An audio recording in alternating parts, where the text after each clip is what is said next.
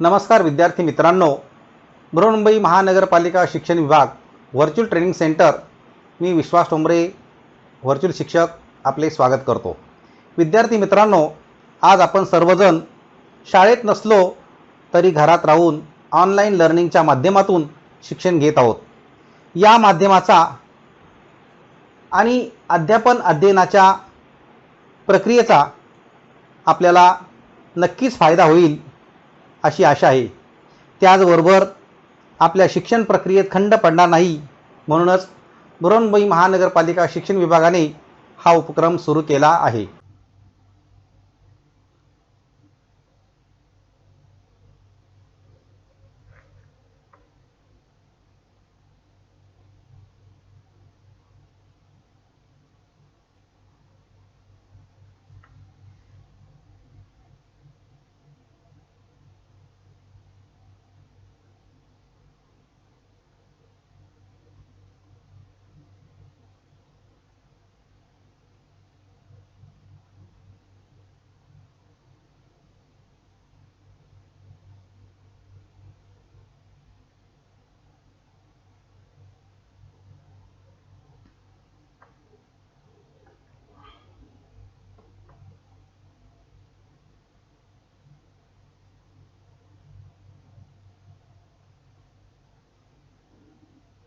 इयत्ता 9वी भूगोल या विषयामध्ये आपण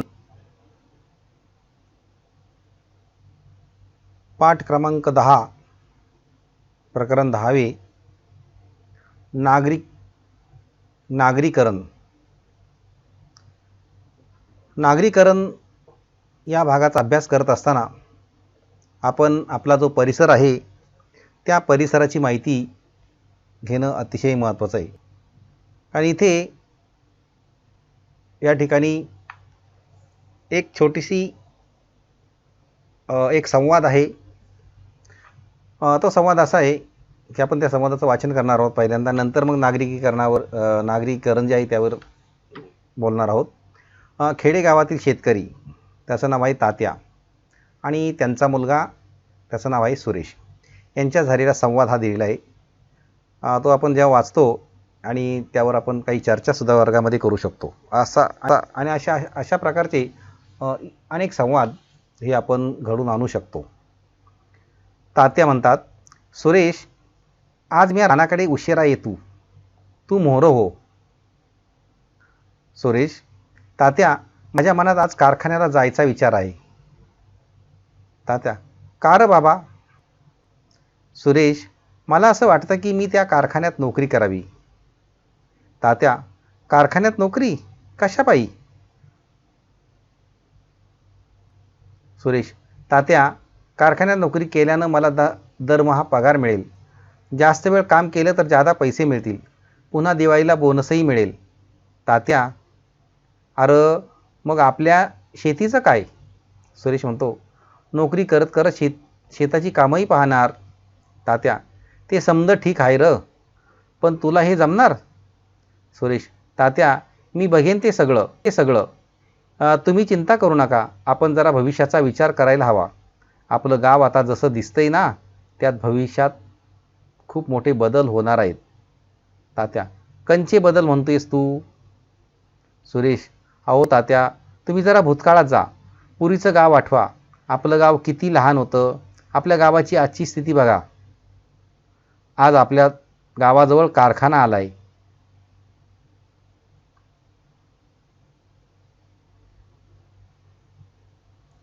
आपली शेती गावाजवळ आहे, कारखाना सुरू झाल्यामुळे रस्त्याचा विकास होईल, दवाखाने, शाळा, महाविद्यालय, प्रशासकीय कार्यालय अशा सुविधा सुरू होतील, गावात मोठमोठ्या इमारती उभ्या राहतील, बाहेरून लोक राहायला येतील, गावाचा पसारा वाढेल, गावाचा विकास होईल। आणि म्हणजे हा जो परिसर आहे, या परिसरातला हा जो एक संवाद इथे आपण पाहिलेला आहे। परंतु तात्या आणि सुरेशमधला जो संवाद झालेला आहे, हा संवाद त्यांची शेती आहे आणि तात्या अगदी जुन्या विचारांची आहेत की आपल्या शेतीचं काय होईल आपलं गाव आता मोठं झालेलं आहे. पहिलं गाव कसं होतं, गावामध्ये काय काय आता नवीन आलेलं आहे असं सुरेश म्हणतो, कारण गावाजवळ कारखाना आला आहे. अशा प्रकारची स्थिती आज आहे. परंतु तात्याला ते काही मान्य नाही आहे. पण सुरेश म्हणतो की गावामध्ये सुधारणा होतील. कशामुळे होतील? गावात कारखाना आला आहे, रस्ते सुधारतील, शाळा होईल, महाविद्यालय होतील, दवाखाने होतील आणि ह्या सगळ्या सुधारणा आपल्या आपल्या विकासाच्या दृष्टीने फार महत्त्वाच्या आहेत असं सुरेश तात्यांना सांगत आहे. आणि त्यातून त्यांचा तो तशा प्रकारचा संवाद इथे सुरू होता. तर खरी गोष्ट आहे की जेव्हा एखादा कारखाना येतो तेव्हा त्या कारखान्याचा विस्तार होत असतो, तेव्हा गावातली सुधारणा होत असते, रस्ते आणि इतर ज्या काही सुविधा असतात त्या होत असतात. म्हणजे याचा अर्थ काय झाला की त्या ठिकाणी आता ते विस्तार होतोय, म्हणजे ते एक प्रकारचं नागरिकीकरणच असं म्हणावं लागेल. कारण त्या ठिकाणी शेती हा जरी प्रमुख व्यवसाय असला, परंतु अलीकडच्या काळात वेगळे उद्योगधंदे त्या ठिकाणी सुरू झालेले आहेत आणि त्यामुळे त्या गावाचं रूपसुद्धा बदललेलं आहे. शेवटी गावाचा जो काही विकास आहे त्या विकासाबरोबर अनेक व्यवसाय सुरू झालेले आहेत आणि त्याचबरोबर सार्वजनिक सुविधा वगैरे ह्या सगळ्या त्या ठिकाणी आलेल्या आहेत. आणि इतर आपण जी शहरं जर पाहिली, जसं मोठमोठी जरी शहरं पाहिली, जसं मी दाखवली की दिल्ली, मुंबई अशी ही जी शहरं आहेत, ही जरी पाहिली आहेत तर यांचा विकास आपण पाहिलं आहे. या ठिकाणी नागरिकीकरण मोठ्या प्रमाणात झालेलं आहे. बघा इथे किती मोठ्या प्रमाणात नागरिकीकरण तर झालेलंच आहे, पण त्यातून समस्यासुद्धा निर्माण झालेल्या आहेत. कारण अशा प्रकारचं नागरिकीकरण हे समस्याग्रस्त असतं हेही आपल्याला माहीत आहे. मग आता या नागरिकीकरणाच्या बाबत काही ठिकाणी अशा प्रकारची घरंसुद्धा आलेली आहे, निर्माण झालेली आहेत. कारण हे सगळं नागरिकीकरणाचा एक भाग आहे. म्हणजे इथे नागरिकीकरणामुळे काय काय झालं, तुम्हाला सुविधा मिळालेल्या आहेत, सुधारणा झालेल्या आहेत, गावाचा विकास झाला आहे, तुमचाही विकास झालेला आहे. ह्या सगळ्या गोष्टी या नागरिकीकरणामुळे म्हणजे एक कारखाना आल्यामुळे ह्या सगळ्या सुविधा निर्माण झालेल्या असतात. परंतु त्यातून या सुविधा निर्माण होत असताना काही वेगळा भागसुद्धा इथे येतोय. आता इथे आपण सुरेशच्याच बाबतीत सांगितलं की सुरेश कारखान्यात कामाला जायचा विचार का करतो, कारण काय करत असेल विचारतो का त्याला. तो काय म्हणतो तात्यांना की जर मी कामावर गेलो तर मला त्या ठिकाणी पगार मिळेल, पैसे मिळतील, जास्त काम केलं तर जास्त पैसे मिळतील आणि आपली सुधारणा होईल, शेतीलाही त्याची मदत होईल, अशा प्रकारचा विचार त्याच्या मनामध्ये आलेला आहे आणि म्हणून तो कारखान्यात कामाला जायचा विचार करतो. तात्यांना कशाची चिंता पडली आहे की तात्यांना आपल्या शेतीची चिंता पडली की जर तू कामावर गेला, सुरेश जर कामावर गेला तर मग शेतीची कामं कोण करेल, अशा प्रकारची चिंता ही तात्यांना पडलेली होती. सुरेशला गावात कोणते बदल घडतील असे वाटते. सुरेशला असं वाटतं की कारखाना आला त्याच्यामुळे रस्ते सुधारतील, त्याचबरोबर दवाखाने, महाविद्यालय, शाळा ह्या सगळ्या सुविधा निर्माण होतील आणि गावाचा विस्तार मोठा होईल, म्हणजे असंच सुरेशला वाटतंय. गावाच्या संदर्भात आणखी काय काय बदल घडतील असे तुम्हाला वाटते. आता ज्या ठिकाणी गाव असतं त्या ठिकाणी अनेक प्रकारच्या सुविधा निर्माण होत असतात. मग पाण्याची सुविधा पहिली आली, पाण्याची मोठी टाकी गावासाठी निर्माण केली जाते आणि ते पाणी प्रत्येकाच्या घरी या पाईपलाईनद्वारे नळावाटे जात असतं. हा एक महत्त्वाचा बदल त्या ठिकाणी अपेक्षित असतो.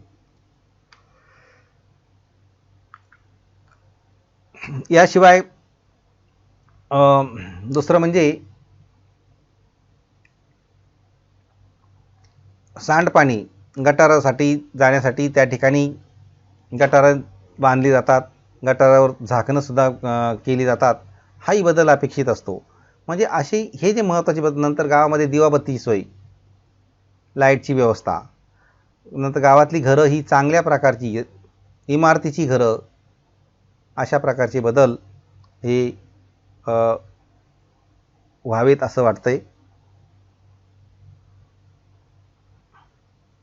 मग आता इथे आणखी कामानिमित्त परगावून अनेक लोक गावात येऊन राहू लागतात. त्याबरोबर वाहतूक सुविधा, उपहारगृह, खानावळ, किरकोळ विक्रीची दुकाने, वैद्यकीय सेवा, शाळा इत्यादी सुविधांमुळे गावाच्या मूळ रूपामध्ये बदल होत जातो. आपल्या देशाचा जर विचार केला तर शेती हा ग्रामीण भागातील एक प्रमुख व्यवसाय आहे.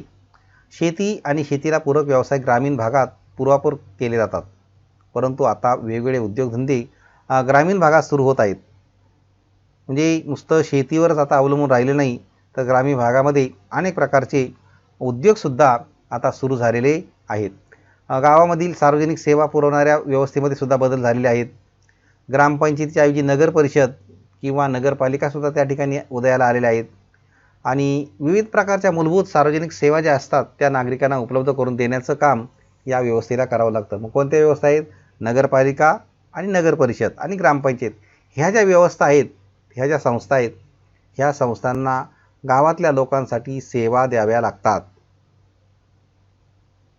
मग त्यामध्ये पेयजल असेल, रस्ते, वाहतूक, सांडपाणी व्यवस्था, रस्त्यावरील दिवे अशा प्रकारच्या सुविधा नगर परिषद, नगरपालिका आणि ग्रामपंचायतीला देणं हे भाग पडतं.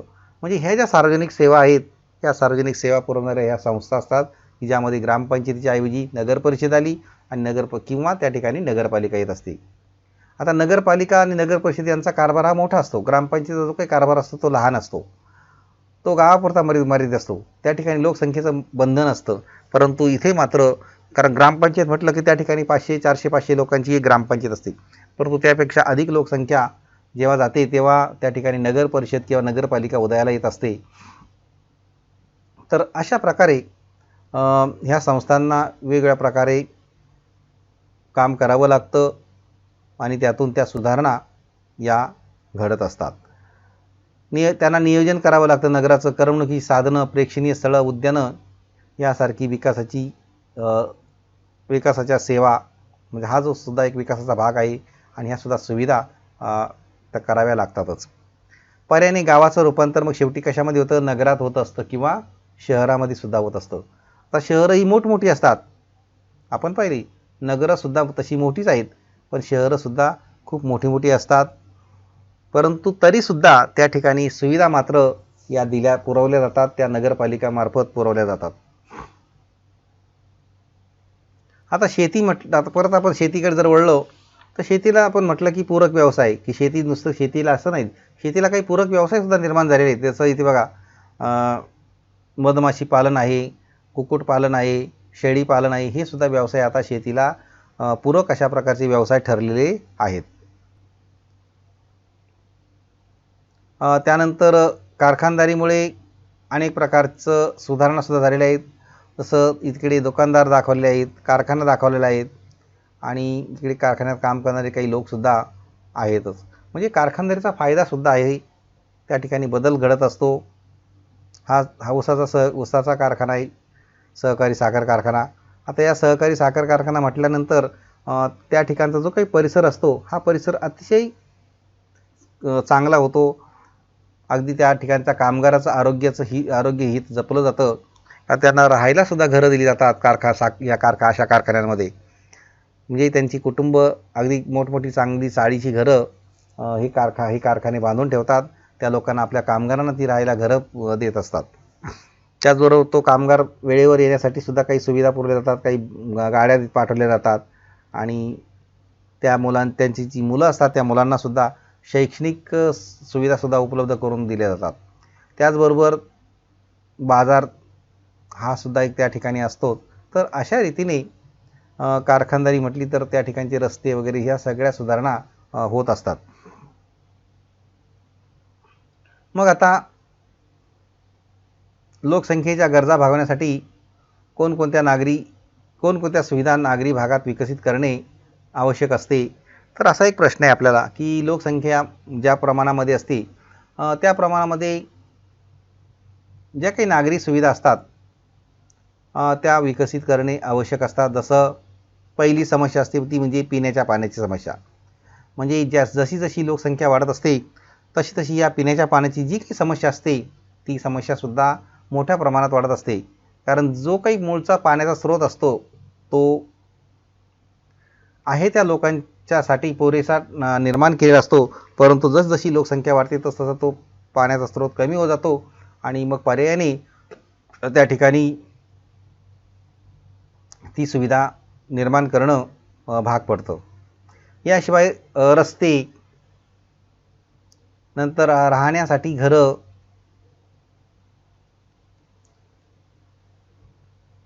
मग आता लोकसंख्या वाढली, मग घरांची संख्या घरं वाढली, मग त्या ठिकाणी सांडपाण्याच्या ज्या काही सुविधा असतात त्यासुद्धा वाढवाव्या लागतात. तर अशा पद्धतीने ह्या सगळ्या सुविधा जर निर्माण केल्या तर तो भाग विकसित होऊ शकतो.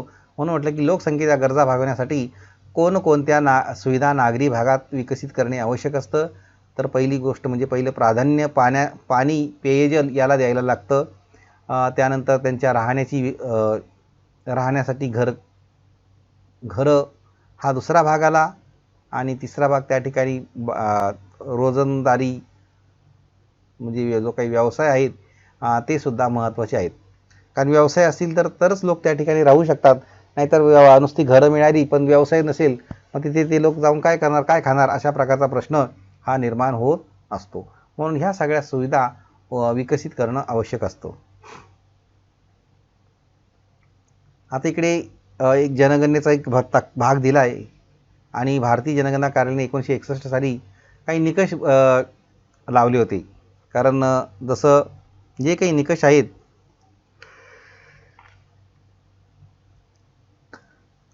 त्यामध्ये ज्या वस्तीतील काम करणाऱ्या पुरुषापैकी 75% पुरुष बिगर शेती व्यवसायामध्ये असतील, म्हणजे जी काही वस्ती असेल त्या वस्तीमध्ये काम करणारे जे काही पुरुष असतील त्या पुरुषांपैकी 75% पुरुष हे बिगर शेती व्यवसायामध्ये असतील.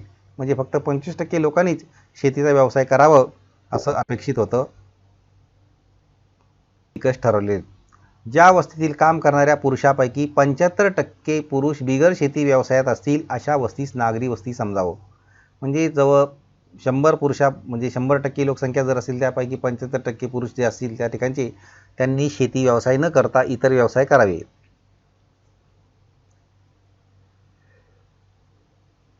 आणि अशी जी वस्ती असते त्या वस्तीला नागरी वस्ती समजण्यात यावं असा मुद्दा आहे त्या ठिकाणी. वस्तीची लोकसंख्या 5000 पेक्षा जास्त असावी.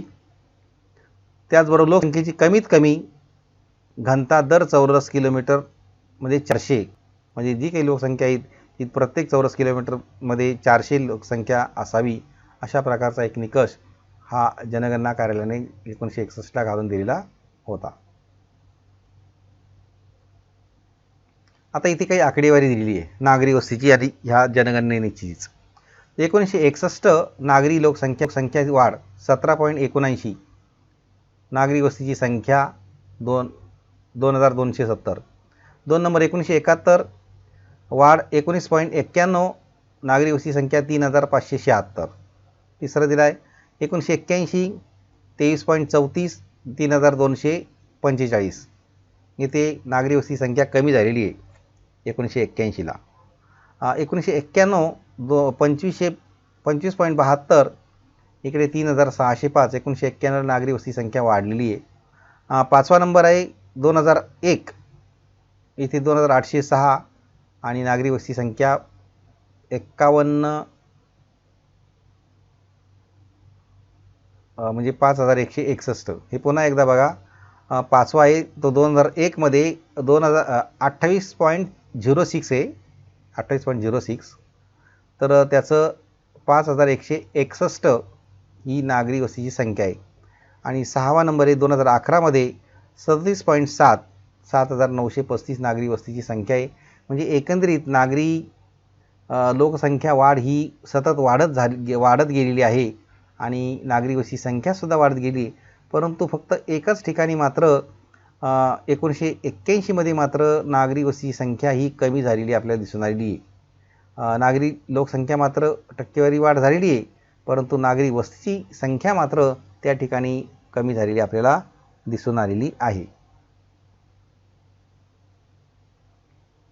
आता भारतातील नागरी लोकसंख्येची वाढ झपाट्याने होत आहे.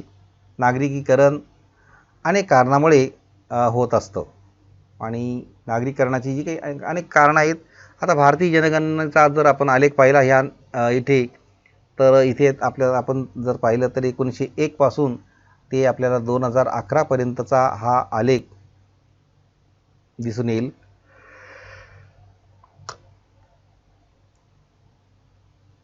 लोकसंख्येची वाढ ही होतच गेलेली आहे.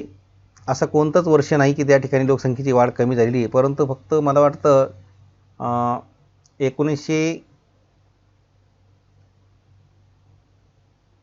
2021 हे वर्ष आहे, इथे मात्र 1911मध्ये 25.2 209, तर 1921मध्ये 25.132 इथे मात्र कमी झालेली आपल्याला दिसून आलेली आहे. बाकी जो आलेख जर पाहिला तुम्ही तर हा आलेख पूर्णपणे वाढत गेलेला आहे आणि अशा पद्धतीने म्हणजे अगदी कोटीमध्ये करोडमध्ये ही लोकसंख्या आपल्याला दिसून येईल या ठिकाणी. म्हणजे 121 करोड लोकसंख्या इथे जी म्हटलं गेली तर तो 2011चा भाग आहे.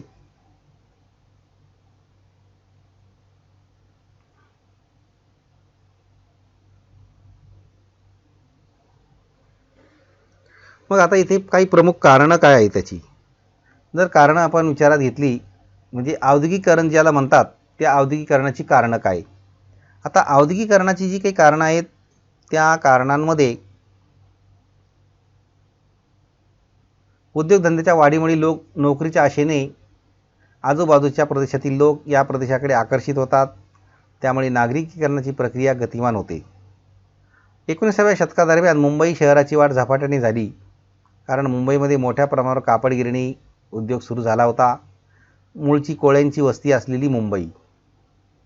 म्हणजे औद्योगिकीकरणाची कारणं काय काय दिली की उद्योगधंद्याच्या वाढीमुळे नोकरीच्या आशेने काय आजूबाजूच्या परिसरातील लोक त्या ठिकाणी येत असतात आणि ते नोकरीला आकर्षित होतात, म्हणून त्या प्रदेशाकडे आकर्षित होतात, कारण त्यांना नोकरी मिळत असते आणि नोकरी मिळाल्यामुळे त्यांना पैसा हा मिळत असतो त्या ठिकाणी. त्यानंतर ह्याच दरम्यान 19व्या शतकामध्येच मुंबई शहराची सुद्धा वाढ अशी झालेली आहे, कारण मुंबईमध्ये सुद्धा मोठ्या प्रमाणावर कापडाच्या गिरण्या उद्योग हे सुरू झालेले होते. आणि जे खरं म्हणजे वास्तविक आता मूळची जी मुंबईची वस्ती जी 400 लोकांची मुंबई असलेली मुंबई, या ठिकाणी मूळची कोळी लोकांची जास्त वस्ती होती आणि तरीसुद्धा इथे मोठ्या प्रमाणावर कापड गिरण्या सुरू झालेल्या होत्या. तर ह्या औद्योगिकीकरणामुळे म्हणजे एक फायदा होतो, मोठ्या प्रमाणात चांगला फायदासुद्धा होतो, कारण त्या ठिकाणचं चलनवलन असतं, दळणवळण असतं, हे वेळेवर आणि मोठ्या प्रमाणात सुरू होत असतं. असा एक भाग या ठिकाणी आपल्याला सांगता येईल. म्हणून आपण इथे जर या प्रश्नाच्या बाबतीमध्ये विचार जर केला तर तुम्हाला जसं काही प्रश्न आहे की नागरिकीकरण म्हणजे काय, नागरिकीकरण म्हणजे काय आणि नागरिकीकरणाची कारणं काय असतात, हा एक प्रश्न तुम्हाला सांगता येईल. त्यानंतर औद्योगिकीकरण म्हणजे काय, औद्योगिकीकरणाची कारणं काय, हाही प्रश्न तुम्हाला या ठिकाणी लिहायला आहे.